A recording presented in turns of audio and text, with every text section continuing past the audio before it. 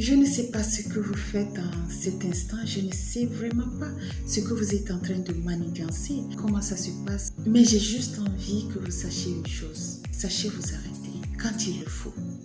Ne forcez pas trop les choses. Parfois, ça ne donne pas un bon résultat. Sachez dire oui quand c'est oui, non quand c'est non. Ça peut vous sauver. Les filles, sachez vous arrêter.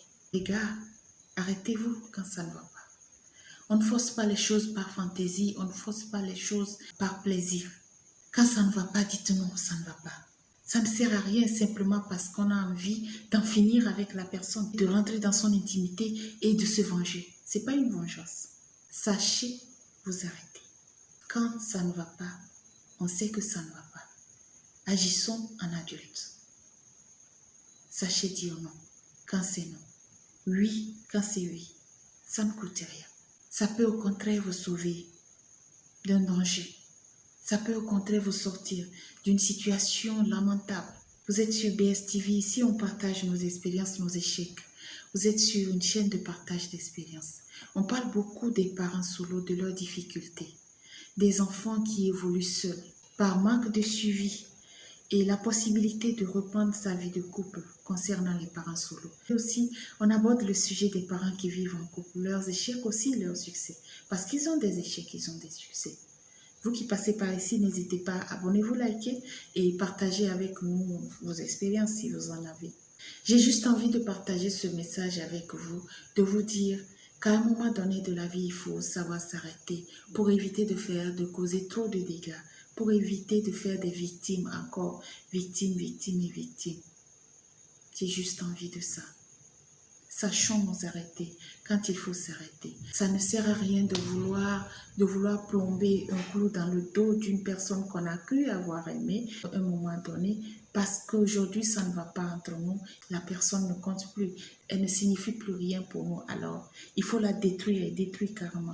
Maintenant, en détruisant cette personne, malheureusement, pendant notre relation, on a eu à vivre une vie où nous avons fait des enfants, nous avons eu des souvenirs, ça devient quoi? Ces enfants-là, on les laisse où? À qui? Et pourquoi?